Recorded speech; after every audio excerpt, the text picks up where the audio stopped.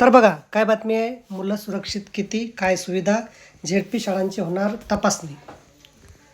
प्रशासन सतर्क, शाळांची ग्राउंड रिॲलिटी तपासण्यासाठी 18 दिवसाची विशेष मोहीम.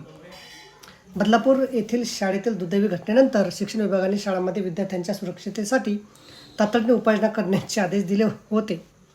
यानंतर सर्व शाळांनी या उपाययोजनांची माहिती राज्य शिक्षण विभागाच्या संकेतस्थळावर भरली होती. आता या सुरक्षा उपाययोजनांची प्रत्यक्ष तपासणी शाळांमध्ये सुरू होत आहे. तपासणीचा कार्यक्रम 1 ते 18 डिसेंबर दरम्यान राबवला जात आहे. शिक्षण विभागाने सर्व शाळांना विद्यार्थ्यांच्या सुरक्षिततेसाठी विविध उपाययोजना राबवण्याचे आदेश दिले होते. यामध्ये शाळेमधील इमारतीच्या दुरुस्तीपासून ते कॅमेरा सुरक्षा उपाययोजना, आपत्कालीन योजना, शिक्षकांचे प्रशिक्षण आणि इतर शारीरिक सुरक्षा बाबींचा समावेश आहे. शाळेने त्यांची माहिती शिक्षण विभागाच्या संकेतस्थळावर अपलोड केली होती. सुरक्षा उपाययोजनांची 100% अंमलबजावणी झालेली आहे की नाही हे तपासण्यासाठी अधिकाऱ्यांची एक टीम शाळांमध्ये प्रत्यक्ष तपासणी करणार आहे.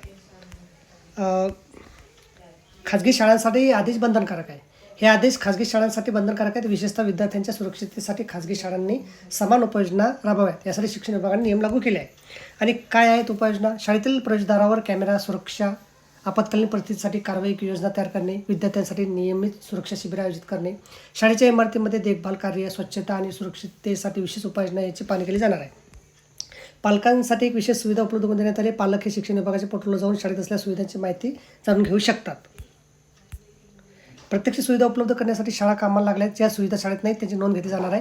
त्या कधीपर्यंत पूर्ण होतील याबाबत शाळेच्या मुख्याध्यापकांना विचारणा होणार आहे. सर्व शाळांनी संकेतस्थळावर जी माहिती भरली त्यांची प्रत्यक्ष तपासणी आवश्यक आहे.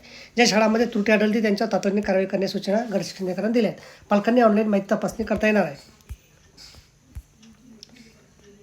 तर बघा अशा प्रकारे अत्यंत महत्त्वाची माहिती आपल्याला संबंधित व्हिडिओ सुद्धा आवडला लाईक करा आणि शिकायला विसरू नका. धन्यवाद.